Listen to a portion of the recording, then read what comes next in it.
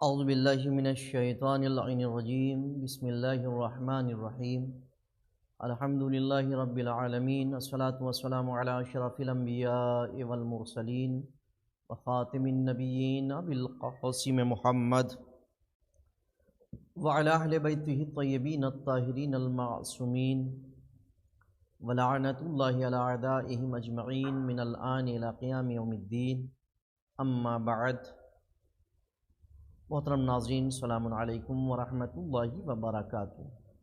آج پھر آپ حضرات کی خدمت میں حقوق اولاد اور ہدایات اہل بیت علیہ السلام کے عنوان سے بچی کی ولادت کی خوشی کے متعلق گفتگو کرنے کے لیے حاضر ہوا ہوں۔ یہ بھی ایک بہت اہم مسئلہ ہے، بچی کی ولادت میں خوشی منانا چاہیے۔ دور جاہلیت میں لوگ رنجیدہ ہوتے تھے، ناراض ہوتے تھے، غصہ کرتے تھے۔ جب بچی کی ولادت کی خوشی ملتی تھی، خبر ملتی تھی تو ناراض ہو جاتے تھے۔ لوگ زندہ درگور کر دیا کرتے تھے، بچی کو مار دیتے تھے۔ خود مرد گھروں سے نہیں نکلتے تھے، پوشیدہ ہو جاتے تھے، اپنے آپ کو بالکل تنہائی میں کر لیتے تھے۔ کہتے تھے ہمیں شرم آتی ہے، ہمیں بچی کا باپ کہیں گے لوگ، ہم ایک بچی کے مالک، ایک بچی کے باپ ہو گئے ہیں۔ تب پیغمبر اسلام نے آ کر کے اس جہالت کو ختم کیا تھا۔ پیغمبر اکرم صلی اللہ علیہ وآلہ وسلم جب گزرتے تھے کہیں سے اور بچی کو دیکھتے تھے تو اپنی گود میں بیٹھا لیتے تھے۔ ویسے سارے بچوں کو پیغمبر اکرم پیار کرتے تھے، محبت سے ان سے باتیں کرتے تھے، بوسہ لیتے تھے، اور بچوں کے ساتھ جیسے پیش آنا چاہیے ویسے پیش آتے تھے۔ خاص کر بچی کو اپنے زانوں میں بیٹھاتے تھے اور پیار کرتے تھے اور دست شفقت پھیرتے تھے۔ لیکن جہلا کو، جو جاہل افراد تھے، جو بچیوں کو بار سمجھتے تھے، عیب سمجھتے تھے، وہ ناراض ہوتے تھے پیغمبر اکرم کی اس عمل سے۔ لیکن پیغمبر اکرم نے ان کی ناراضگی کی پرواہ نہیں کری اور کہتے تھے بچی جنت کا ایک پھول ہے، اگر محسوس کرو گے تو جنت کی خوشبو محسوس ہوگی تمہیں۔ ظاہر سی بات ہے کہ پھول ہے تو خوشبو ضرور دے گا۔ اب یہ انسان کے اوپر ہے کہ وہ کیسے محسوس کرتا ہے، کیا محسوس کرتا ہے، کس حد تک محسوس کرتا ہے۔ قرآن کریم نے ان کے جاہلیت کے عقائد و افکار سے پردہ اٹھایا، کیونکہ وہ عرب زمانہ جاہلیت میں اپنی لڑکیوں کو زندہ درگور کر دیا کرتے تھے۔ ایسے افراد پیغمبر کے پاس آئے اور آ کر کے انہوں نے پیغمبر کو اپنا داستان، اپنا واقعہ بتایا کہ ہم نے دفن کر دیا اور ہم نے ایسے ایسے کیا، اور وہ چیختی رہی، چلاتی رہی۔ پیغمبر بہت ناراض ہوتے تھے پیغمبر اکرم، کہتے تھے ہٹ جاؤ ہماری بارگاہ سے، ایسا نہ ہو عذاب نازل ہو جائے، تم کو رحم نہیں آیا، تم نے زندہ درگور کر دیا اس کو۔ ایسے افراد ملتے تھے، پیغمبر سخت ناراض ہو جاتے تھے ایسے افراد پر۔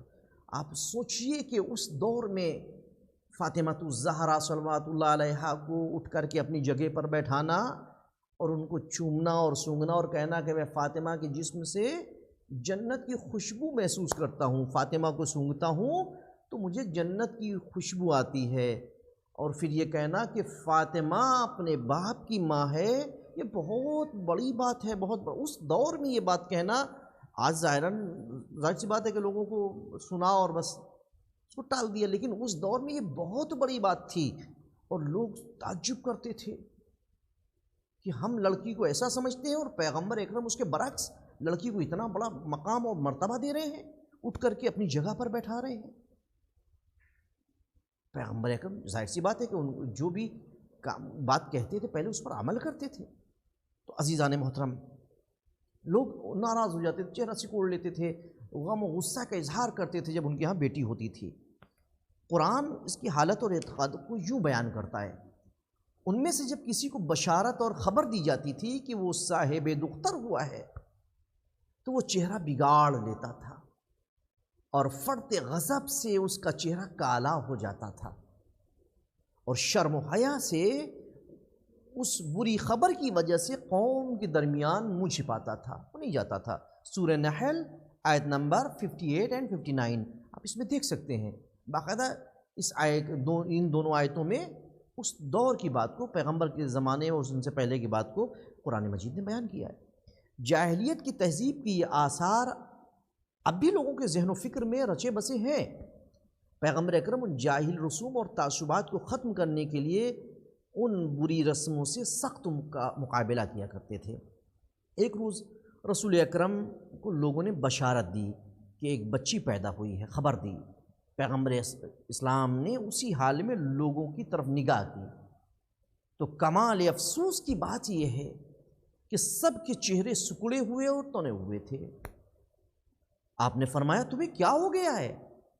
تمہارا چہرہ کیوں بگڑ گیا ہے؟ اتنا رنجیدہ کیوں ہو گئے ہو؟ افسردہ کیوں نظر آ رہے ہو؟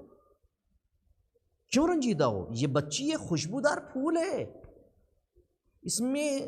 میں اس کی خوشبو سونگھتا ہوں اور اس کی روزی بھی خدا پر ہے۔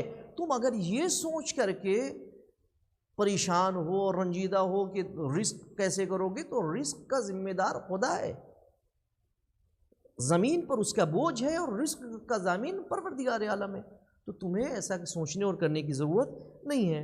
امام جعفر صادق علیہ السلام نے بھی بیان کیا ہے، بہت ساری حدیثیں موجود ہیں امام جعفر صادق علیہ السلام کی۔ آج کی لڑکیاں کل کی مائیں ہونے والی ہیں، اور بزرگ صالح اور بشری تہذیب کو بنانے والے افراد پاک دامن اور عقل مند ماؤں کی تربیت اور وجودی برکت کے سائے میں پلتے بڑھتے ہیں اور درجہ کمال کو پہنچتے ہیں۔ اسی لیے آئندہ لڑکیوں کی قسمت ساز نقش اور اہمیت سے واقف ہونے کی ضرورت ہے۔ ایک روز ایک لڑکی والا آدمی حضرت امام جعفر صادق علیہ السلام کی خدمت میں آیا۔ آپ نے دیکھا کہ وہ آدمی بہت ہی غصے میں ہے، اس کے یہاں لڑکی پیدا ہوئی تھی۔ امام نے فرمایا تو کیا سوچ رہا ہے؟ اگر خدا تجھ پر وحی بھیجتا اور فرماتا میں تیرے لیے انتخاب کروں یا تو اپنے لیے انتخاب کر، بتا تو کیا کہتا خدا سے؟ یعنی اگر خدا کہتا کہ میں تیرے لیے بچے کا انتخاب کروں یا تو کرے گا، تو کیا کہتا؟ تو اس آدمی نے کہا میں کہتا اے خدا تو میرے لیے جو بھی اختیار کرے گا میں اس پر راضی رہوں گا۔ امام نے فرمایا خدا نے تیرے لیے اسی لڑکی کا انتخاب کیا ہے چونکہ تیرے لیے بہتر ہے۔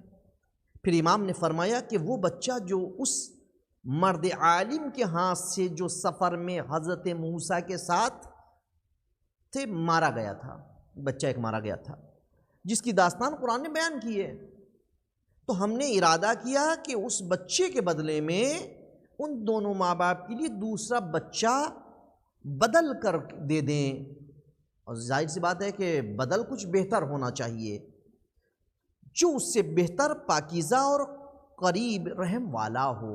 یعنی یہ قرآن مجید سورہ کہف آیت نمبر 81 میں یہ موجود ہے کہ ہم اس کو جو بچہ مرا ہے جناب موسیٰ کے زمانے میں ان کے ساتھ اس عالم کا، ہم اس کے بدلے میں ان کے ماں باپ کو ایک دوسرا بچہ دیں جو اس سے بہتر ہو، جو اس سے بہتر، پاکیزہ اور قریب رحم والا ہو۔ تو خدا نے اس لڑکے کے بدلے میں ان دونوں ماں باپ کو ایک لڑکی عطا کی، اللہ اکبر، اور ایسی لڑکی عطا کی جس کی نسل سے 70 پیغمبر دنیا میں پیدا ہوئے، اللہ اکبر۔ یعنی خدا نے کہا کہ بہتر بدل دیتے ہیں، تو اللہ نے کتنا بہتر بدل دیا کہ لڑکے کے بدلے لڑکی جب دی تو ایسی لڑکی کہ جس کی نسل سے 70 بیٹے۔ ایسی بات ہے کہ خدا ہمارے لیے جو بہتر سمجھتا ہے وہی دیتا ہے۔ کبھی افسردہ نہیں ہونا چاہیے، کبھی ناراض نہیں ہونا چاہیے، غصہ نہیں کرنا چاہیے۔ معاشرے میں دیکھنے کو ملتا ہے کہ عورتیں ہی عورتوں کی دشمن ہوتی ہیں، دادی ہیں، ساس ہیں، مائیں ہیں، جب خبر ملی ارے بیٹی ہوئی ہے بیٹا نہیں ہوا تو ناراحت و ناراض اور غصہ اور بول چال بند کرنا۔ کم از کم اہل بیت کے چاہنے والوں کو ایسا نہیں ہونا چاہیے، چونکہ خدا ہمارے لیے جو بہتر سمجھتا ہے وہی عطا کرتا ہے۔ انشاءاللہ کل اسی بات کو اور آگے بڑھائیں گے، جب تک کے لیے آپ سے اجازت چاہتے ہیں۔ خدا حافظ، وآخر الدعوانا ان الحمد للہ رب العالمین۔